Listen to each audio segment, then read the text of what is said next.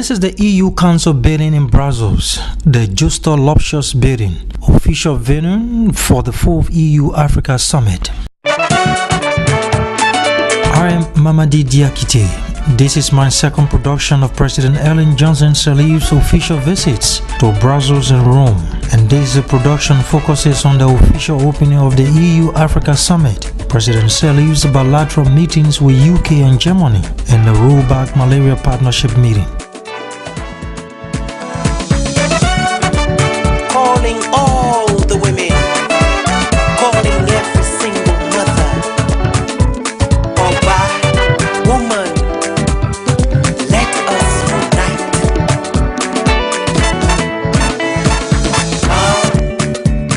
Mamas, come and save your child. Baby earth is reeling and wailing and needs your tender embrace. Mothers of the universe, Mother Nature's eyes, ooh, come save your child. Come save your child.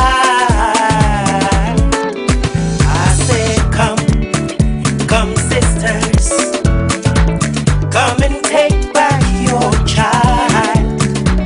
This crazy world is breaking and burning and needs your strength right away. Mothers of the universe, Mother Nature's guides, ooh, take back your child. Take back your child. Oh, this is our time. Oh, this is our time. Oh, woman, oh, this is our time. Oh, woman, oh, this is our time. There is no place to run, so you must take away their guns and teach them right from wrong, and that love can conquer all. You rock the cradle, you carry the world.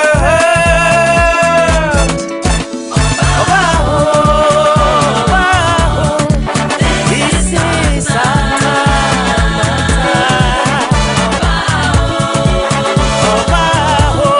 This is our time. This is our time. Oh, woman, oh, this is our time. This is our time.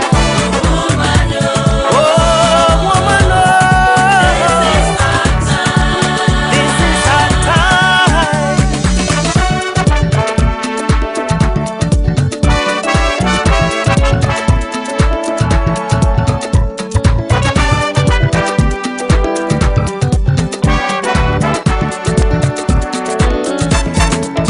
Oh, there is no place to run, so we must take away their guns and bombs and teach them right from wrong. Cooperation and solidarity, strategic partnership. That's what we want. We cooperate, yes. Can President Sirleaf has arrived for the opening session of the 4th EU Africa Summit. The president is here with Liberia's Ambassador Jaja Kamara and Anton Jensen, EU Liaison Officer for Liberia and Sierra Leone. Before the official opening of the EU Africa Summit, President Sirleaf holds bilateral talks on the margin of the summit. Here, along with Foreign Minister Gafwan and Ambassador Kamara, the Liberian leader is on time for a bilateral engagement with a member of parliament in the UK.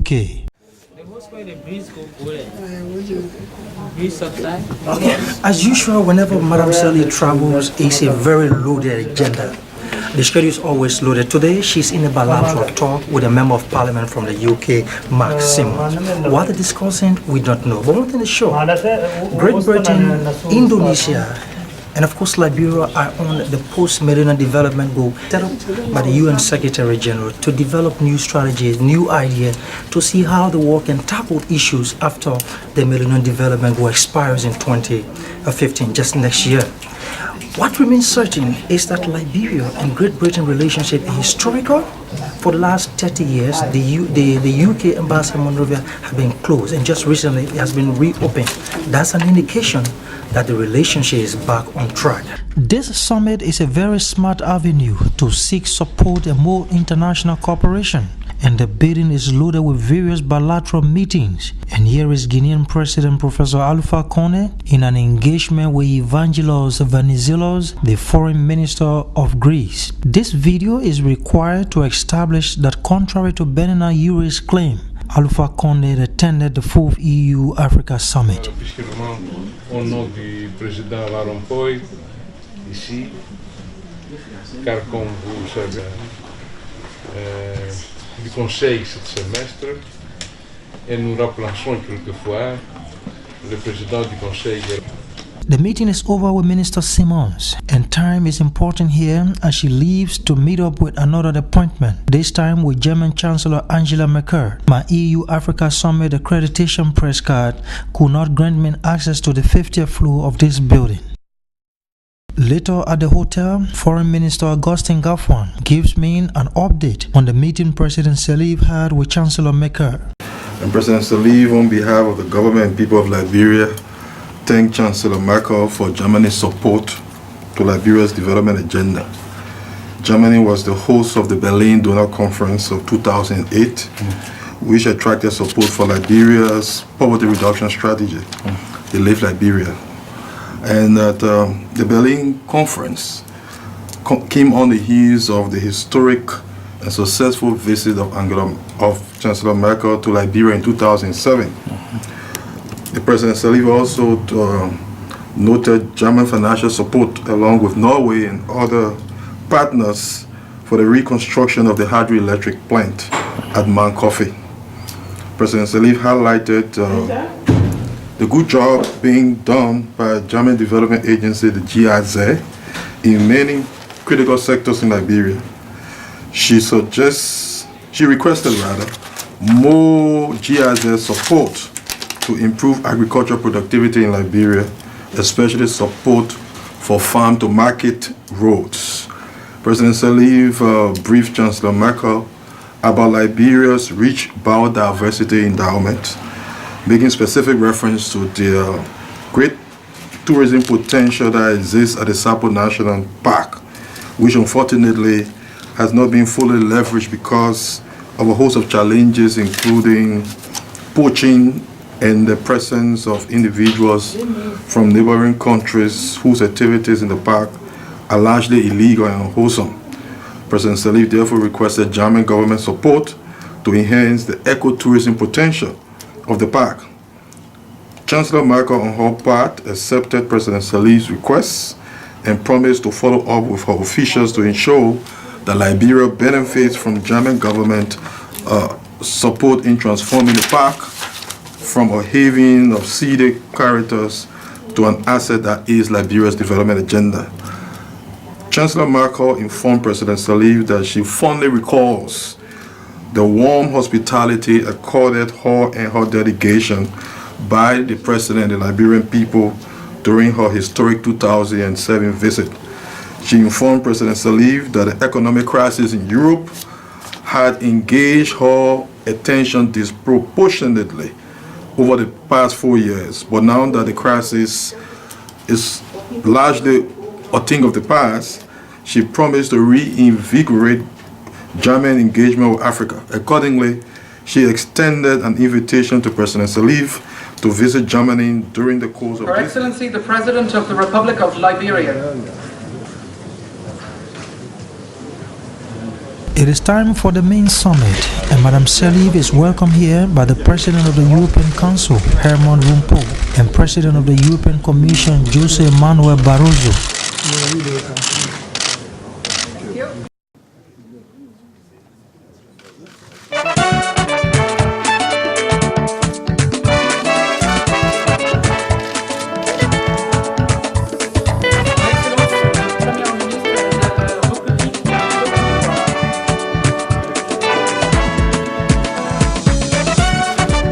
Calling all the women, calling every single mother.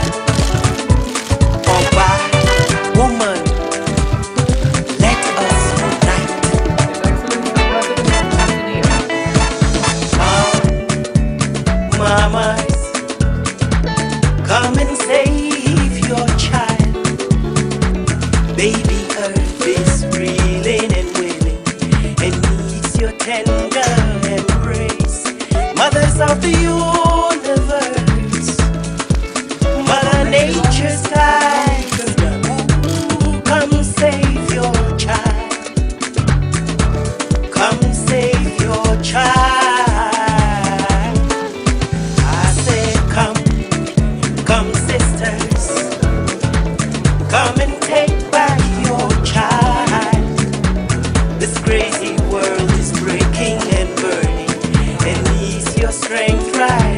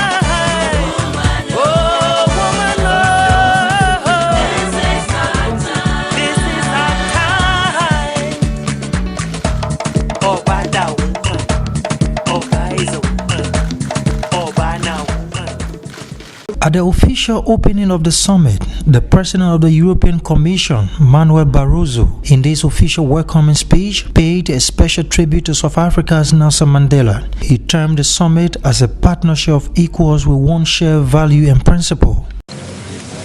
Let me also welcome you to Brussels, to the headquarters of the European Union institutions. I am delighted to see so many of you here today. Your presence and the richness of the agenda of this summit are a real illustration of the vibrant partnership that exists between our two continents. It is the first time we meet in a Europe-Africa format since the passing away of the great African and world leader Nelson Mandela. He was a giant. He changed the course of his country, of the African continent, and of the whole world. I trust that his vision, his commitment to peace, freedom, and justice, and with wisdom, will inspire our discussions today and our actions tomorrow. This is the fourth European Union Africa Summit, which brings together in one place 54 African and 28 European countries. I also welcome the presence in this summit of Secretary General Ban Ki-moon and all our other high-level guests. This perfectly illustrates that our vision of the world is one of cooperation and not competition, of openness and not retrenchment or exclusivity. History shows that people and countries prosper when they open up to the world, when they expand their trade, when they exchange ideas. Our partnership with Africa, like with any other partner, is constructed as a bridge and not as a barrier to more global cooperation. For us, the era of spheres of influence should be over. We need to replace it by wider circles of convergence. Our partnership with Africa is a partnership based on mutual respect, and I underline the word respect, a partnership of equals, a partnership that is now more relevant than ever. Both our continents are going through tremendous change. In Europe, we are deepening and enlarging. We are now 28 countries, and we are making the necessary reforms to remain open, united, and even stronger. Africa is also on the move. Change is all over, from the shores of the Mediterranean to the coasts of the Atlantic and Indian Oceans. Economic and demographic growth represents an exciting opportunity.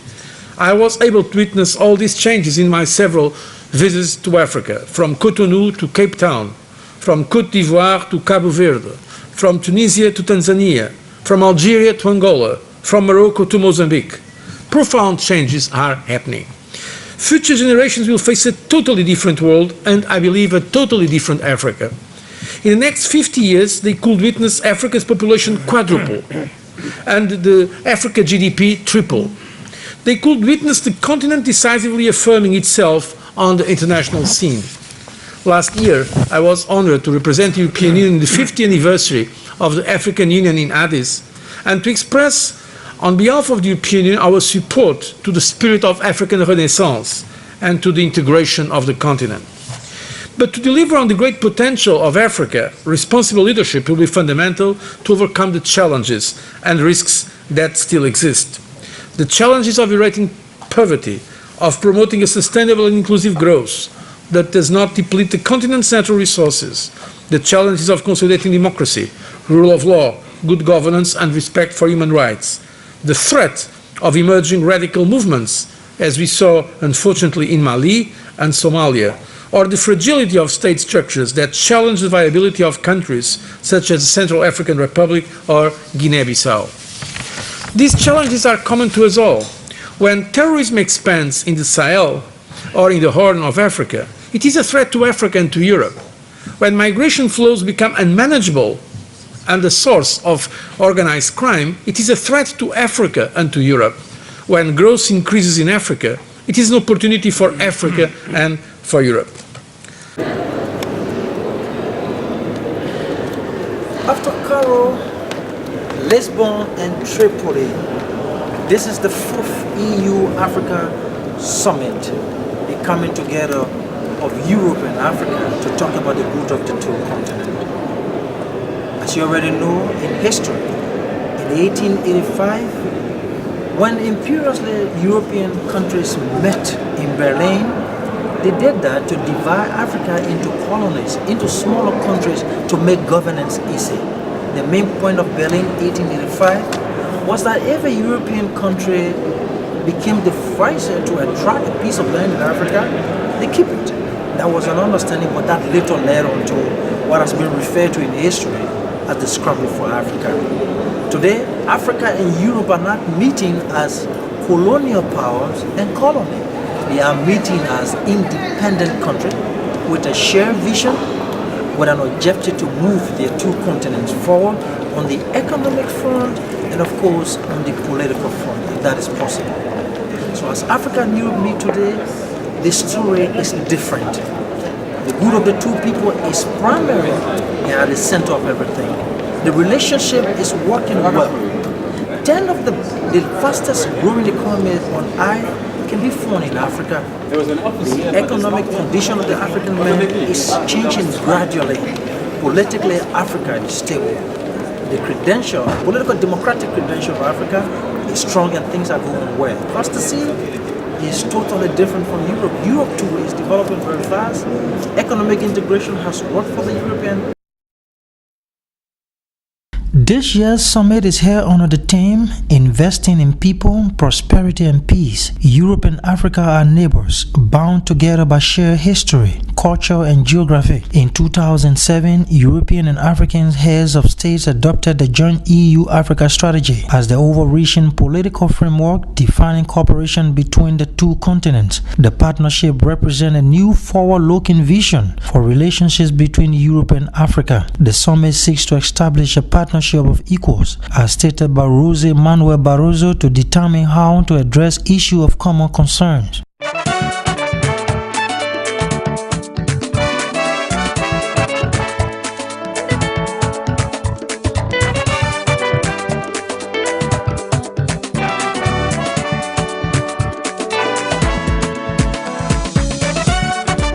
Calling all the women, calling every single mother. Oba, woman, let us unite.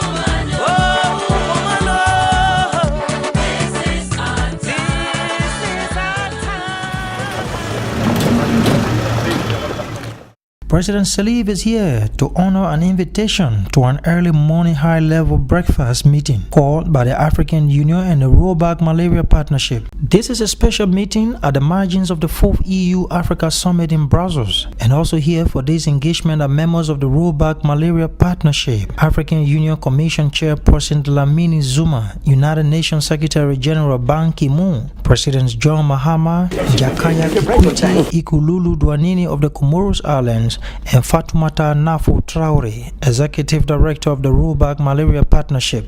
This is Yvonne Chaka Chaka, the South African singer and songwriter whose hits "Thank You Mr. DJ" and "I'm Burning Up" were very popular in Liberia, is on hand as master of the ceremony, and that brings flair to the event. The Princess of Africa, an amazing singer, an amazing humanitarian, somebody who's always there when we need her, everywhere in the world, to come to speak about maternal health, child health, malaria, HIV, TB. She's a UNICEF and a Rollback Malaria Goodwill Ambassador. She's a huge star in Africa and everywhere with an amazing voice. Please welcome Yvonne Chaka Chaka.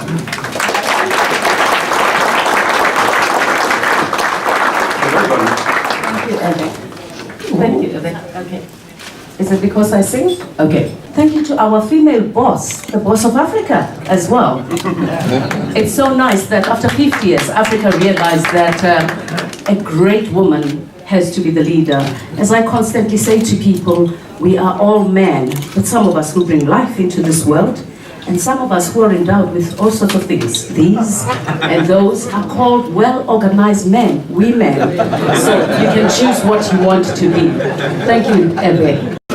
And one of the young, handsome men in the room as well, the President of Tanzania, Mr. Kikwete, is here as well. I like that. And Thank you for the compliment. well, it's because you walk the talk. Otherwise, I would not have said that about you, Mr. President. So welcome all our dignitaries, and everybody in this room is very, very important. So the show begins right here.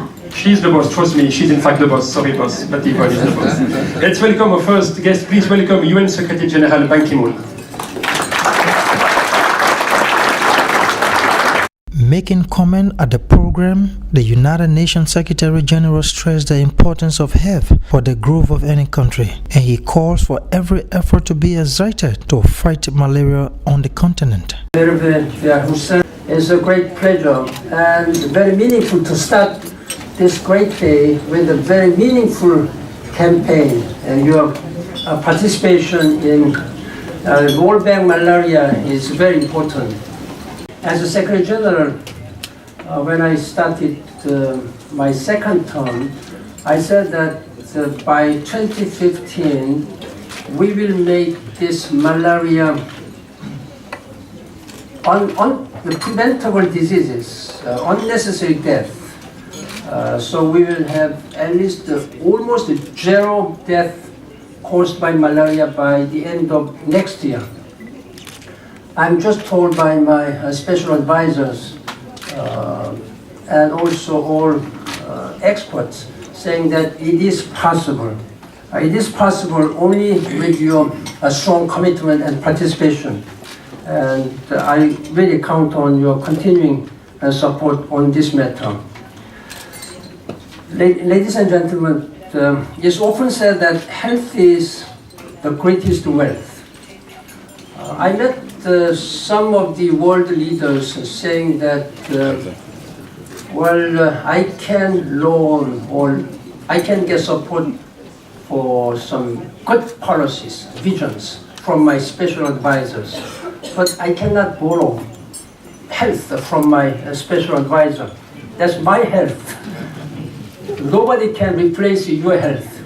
So nobody can replace the health of our young children who would be our leaders in the coming generation. So it is our responsibility, particularly presidents and prime ministers and ministers, who have to ensure healthy country by having healthy people. When you don't have any people, healthy people, then you can never be elected or you can never serve as a president of your country. That is why health is the greatest wealth. we also should remember that individual health can generate national wealth. Healthy communities create more vibrant, inclusive societies that allow people and economies to thrive. Malaria clearly illustrates this. Since the Millennium Development Goals were launched, we have seen proof that fighting malaria is a good investment. That saves lives and speeds up economic progress. In a 12-year period, larger-scale malaria interventions saved 3.3 million lives, 90% of them children. The Rollback Malaria Partnership was funded by UNICEF, the World Health Organization, UNDP, and the World Bank as a global framework to coordinate international actions against malaria. Today, the program is a global public-private partnership made up of more than 500 organizations across sectors that provides a neutral platform for consensus building, developing solutions to challenges in the implementation of malaria control interventions and strategy. The partnership also promotes high-level political commitment to keep malaria at the top of global agenda and monitors progress towards universal goals. According to statistics, 300 children die from malaria today, and by the end of December this year, 1 million will die, making malaria the leading cause of death in Africa. The UN Secretary General is coming to Africa soon, the heart of the deadly malaria. The Rollback Malaria Partnership is adding a mosquito net to his luggage. Here in Africa, a mosquito net has proven to be one of the most effective ways to prevent malaria. A bed net for the Secretary General. I will ask the security to check at the hotel to use the bed net. Thank you again for your commitment, Mr. Secretary. Day after tomorrow. Exactly. To one time. Ladies and gentlemen, please give him a big round of applause.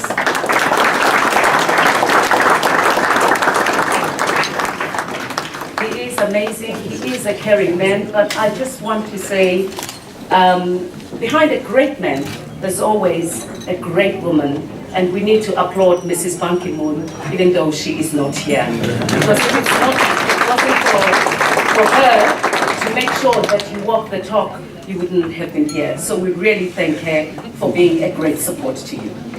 Ladies and gentlemen, I'm a South African, and I'm a very proud South African.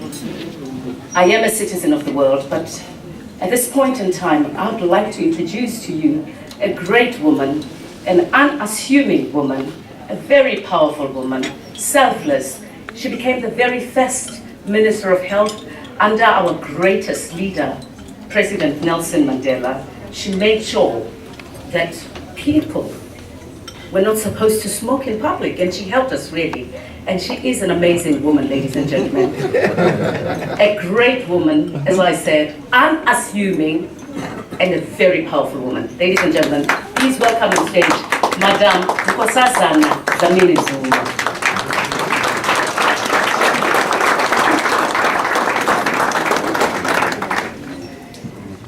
Every speaker here agrees on the importance of health for the development of Africa, and it makes a lot of sense to fight malaria, which stands as a leading killer on the continent. And yes, indeed, the unassuming AU chairperson agrees on one point but disagrees on the other, the powerful. She speaks on the topic health in the broader development within the context of the post-2015. She links the dot between good health, food, and development. Thank you very much. Even, I don't know about the powerful, but the women, yes. I'm just going to speak on the theme health in the broader development and post-2015 agenda. Of course, malaria comes into that broad fold. Health, in a way, is a good indicator of what's happening in the country and what's happening in development. Because if you are healthy, it means you have had you have good nutrition. Otherwise you can't be healthy. The British say you are what you eat. To some extent, that is correct, because that's what determines your health, that determines your state of your immune system, determines a lot of things. So, nutrition is very important for health, and therefore the rest of the issues that attend to nutrition, agriculture, and so on. The second thing that also is very important for health is clean water. A lot of our children, in fact, more children die from diarrheal diseases in the developing world because they don't have access to clean water. So clean water is very essential for health. Even adults, there are places where adults still die of typhoid and a lot of other waterborne diseases. And so, if we talk health, we have to talk nutrition, we have to talk clean water, and of course, energy as well. Because if you inhale smoke all your life, as a young girl, I grew up in the rural areas myself, and there was no electricity. And every morning, after I'd been studying the previous night, I would wake up with soot on my nose. I was like a chimney. You know, you wake up with soot because you've been inhaling smoke from the kerosene lamp. And that can't be good for your health. So energy is also critical for health. So in the broader agenda, health in the broader agenda means also having clean energy for children, for people in the rural areas. Thank you, Madam. You are an amazing woman, as I said, and very powerful. Ladies and gentlemen, at this point in time, I'd like to introduce to you His Excellency President Mahama. He is a true leader in every sense, having served his country at every level of political office. His commitment to the health of his people is deep and personal. President Mahama and his beautiful country, Ghana, have even shown commitment to malaria through football, through the Ghanaian Football Association's support of RBL's United Against Malaria campaign. Ladies and gentlemen, please welcome one of the youngest presidents in Africa, President Mahama. He centers his comments on Ghana's successes in fighting diseases. He gives a light statistic on his country's strive to combat malaria. We have been successful in driving away polio. We haven't had any polio cases in Ghana for many years. We have defeated guinea worm, which used to be a very debilitating disease. People couldn't go to their farms and earn an income because they were afflicted with guinea worm. We haven't had a single case of guinea worm for the last 3 years in Ghana. I'm sure that with the same commitment and vigilance, we can beat malaria too, which is the most burdensome disease that afflicts countries in the tropics. We're encouraged by the vaccine trials that are taking place in 2 sites in Ghana, and we're hopeful that the success of these vaccines would make it become one of the instruments in our fight against malaria. Of course, we know it's not going to be the foolproof solution to our malaria problem because we are told that its effectiveness in children is averagely about 50%, and so we need to add it into the myriad of interventions that we have for rolling back malaria, and so we are cautiously optimistic about the trials that are going on. In Ghana, because of awareness and education, about 96% of mothers and caretakers know the correct causes, symptoms, and treatment of malaria and are taking correct steps when their children get malaria. And so this is leading to a reduction in child deaths from malaria. As at December 2013, out of every 1,000 children admitted for severe malaria. We lost 6 of them, which is a sharp drop from the year 2000, when 144 died out of every 1,000. Of course, the ideal figure we want is 0 deaths from malaria, and so we'll continue to work to save these additional 6 children. Mr. President, I'm very jealous about our next guest, President Kikwete. I'm talking about you, President Kikwete of Tanzania. President Kikwete, I'm very jealous about you, because even told about you as an handsome president. But this morning she told me that I was very handsome. Then I believe that we should fix that in a few minutes with Yvonne. But please come to join me here to deliver your mark. Ladies and gentlemen, President Kikwete of Tanzania.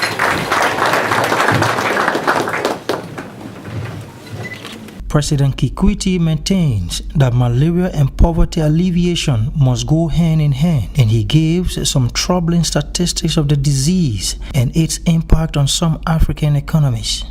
The question of health, and in particular the fight against malaria, has been one of the major preoccupations of many governments in Africa, including Tanzania. This has been so because malaria is the leading killer disease in many of our countries, and also because the fight against malaria and poverty alleviation seem to be the 2 faces of the same coin. Achievement of one reinforces the other. Discussions about the elimination of the scourge malaria is in essence discussion about dealing with one of the major challenges of development in many of our countries. According to World Health Malaria will report 2013, malaria accounted for 627,000 deaths in 2012, out of which 482,000 were children under 5 years of age. This means 1,300 children die every day, or 1 child dies almost every minute worldwide. In 2010 alone, malaria accounted for 90% of all deaths which occurred in sub-Saharan Africa. These statistics show that there is a direct relationship between malaria and underdevelopment. It is said that malaria accounts for as much as 40% of the public health expenditure in some African countries. Furthermore, it is estimated that malaria is responsible for a growth penalty of up to 1.3% per year in some African economies. It is evident that any global and national development goals in Africa should take into account the fight against the endemic diseases like malaria. The experience and implementation of MDG 6 has proven that with the necessary investment and universal interventions, negative trends in diseases can be stemmed and reversed. Ladies and gentlemen, the very first female president in the African continent. Please give her a big round of applause. It is time for Africa's first female head of state, President Johnson Sirleaf, to speak. President Sirleaf brings great insight to the subject. She headed in 2012 the African Leaders Malaria Alliance, which was founded by African heads of state and government to utilize their individual and collective powers across country and regional borders in combating malaria. The Liberian leader maintains here that malaria is a poor people disease. She challenges the scientific world to find a remedy to this killer disease, and she strongly believes that the battle against malaria can be won. As we say in West Africa, when there's so many distinguished personalities involved, all protocol observed. I'm pleased to join so many political leaders and health policy makers to talk about malaria, which is the most curable and preventable disease, but remains the #1 killer of children and poor people around the world, mostly in sub-Saharan Africa. Liberia is among those countries most affected. As we start to look into the horizon beyond 2015 and set a new development agenda that is people-centered, as we put emphasis on the well-being and empowerment of every human being, one of the most crucial area of concerns will be health. Universal health care, water, and sanitation, and access to affordable medication must claim our attention with some urgency. At the global level, we have had the opportunity to work with many policymakers and leaders around the world on the post-2015 agenda, as well as in the common African position on the post-2015, championed so well by President Zuma. Health is a center priority. Africa has made great strides in the past years in many areas. Our economies have grown faster than any other region in the world. We have created new partnerships in many domains around the world. And it is safe to say that we have reached a consensus on what we all consider the #1 priorities regarding the economy, climate change, and governance issues. In the high-level panel report submitted to the UN Secretary General of the United Nations in May 2013, we noted the remarkable progress made toward achieving the MDGs, such as the fastest reduction in poverty ever, with 500 million fewer people living below the poverty line. Child mortality rates declined by more than 30%, and malaria deaths reduced by 45% worldwide and 49% across Africa. These statistics are heartwarming, but reducing malaria deaths by 45%, although great progress, we need to do more. In today's world, where medication for HIV/AIDS and other diseases have been invented, tested, and proven effective in a matter of years, malaria still remains a killer. 45% is a good number, but 100% is much greater achievement, and we must work toward that.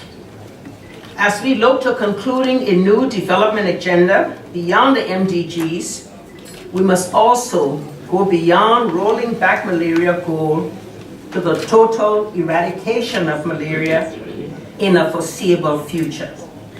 We must set benchmarks and timelines, engage a relentless battle against it from all fronts.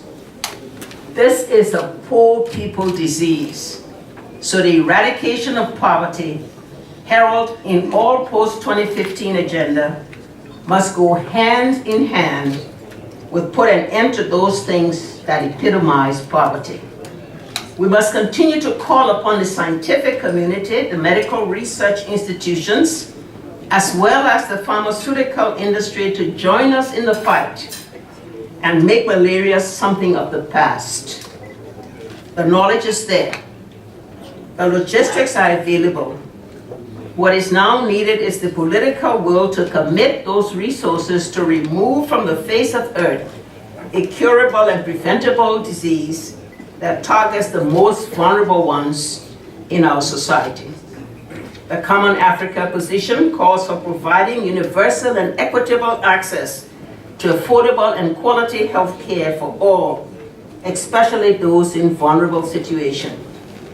This includes reducing the incidences of communicable, non-communicable, and emerging diseases.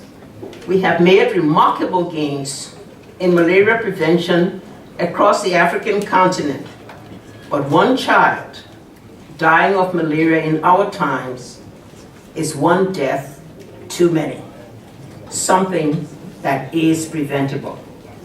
The Common African position calls on the people of Africa to take control of their own future, to design and implement their own development agenda. This means that we must also have to take responsibility for our well-being and the health care of our most vulnerable groups. We have committed ourselves to mobilizing domestic resources. We have also committed to invest in science, technology, and innovation.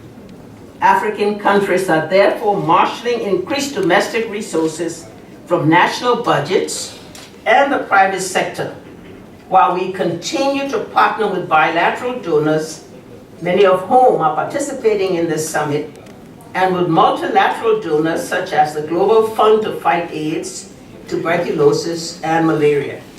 We are grateful for the unwavering commitment and engaged partnership in reaching our health goals. As a Global Fund champion, I'm especially pleased with the fourth Global Fund replenishment, which will help to close the critical funding gaps for African countries on paths to providing universal coverage of life-saving commodities. Countries are responding to the Global Fund's new funding model by ensuring that we allocate resources among malaria, HIV/AIDS, and tuberculosis commensurate with the disease burden. We are all on this journey together. And while we have overcome tremendous obstacles, more hurdles lay ahead in improving the lives of people across Africa and the world. We must champion the unfinished business of ridding Africa of malaria, HIV, and TB. If we redouble our efforts in the remaining 636 days to the end of 2015 and commit to a shared post-2015 agenda, success is in sight. It is possible to do so. We must do it. We must commit ourselves and all available resources to ensure that no child in the next generation will die of malaria. We are on this journey together, and we must improve the lives of people across Africa and the world. We must champion the unfinished business of ridding Africa of malaria, not just roll it back. Malaria is not a curse. It is a preventable disease, and together we can defeat it. Thank you.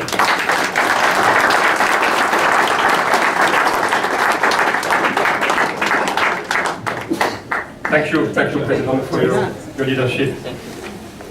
Chair of ALMA. For the final comments, here is the Executive Director of the Rollback Malaria Partnership, Dr. Fatoumata Nafo Traoré. We know, and from all your report, Your Excellencies, we know that we can't defeat malaria without fixing our blind spots, without dealing with the overall health system issues. Because currently we all know that the tools that we have currently are working. And for the last 12 years, we managed to reduce the malaria under 5 mortality by 50%. We've saved the life of 3.3 million kids, particularly in this region, in the African region. So we shouldn't, as you rightly said, we shouldn't let any single child to die because of malaria, because we know how to do. We have the tools. What we're missing is that we're facing stock out of the cheapest drugs. We're lacking manpower to ensure that people living in the remote areas will access those available commodities. And also, we are lacking capacities to report back, because sometimes we do the job, but we don't report back and no one knows what is happening. We can win this fight, and we shall link it with the African Renaissance. It is critical, it is possible, because we can't let our kids dying because of this very, very ancient disease. Europe has managed to get rid of malaria, not only because of using those specific tools to fight against malaria. Development has made it. And we need, you've also said it, our leaders, that we need to link malaria control with development. It's intimately linked to that. Development sectors, some of them would have a negative impact on malaria if we don't manage them properly. But we know also that by investing in malaria, we increase our GDP by 1.3% per year.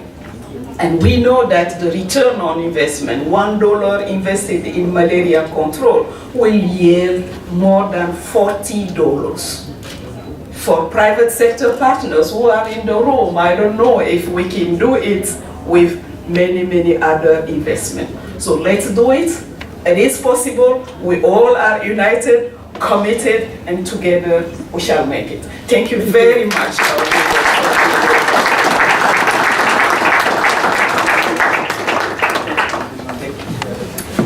Ladies and gentlemen, we've come to the end of our program. I'd like to thank you very much for taking your time coming out here. I'd like to thank all the excellencies.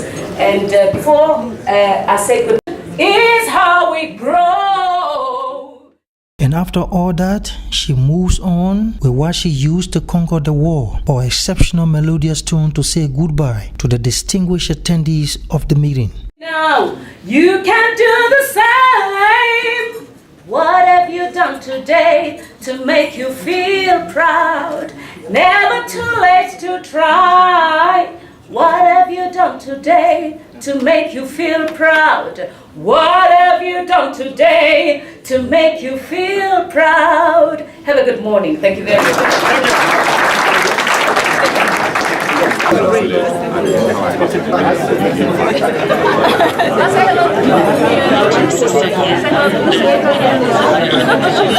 vocabulary. Thank you very much.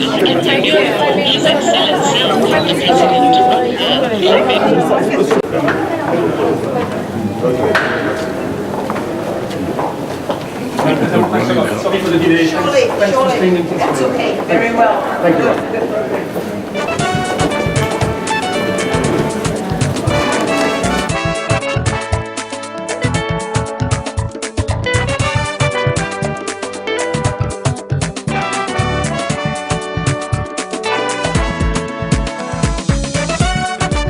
Calling all the women, calling every single mother.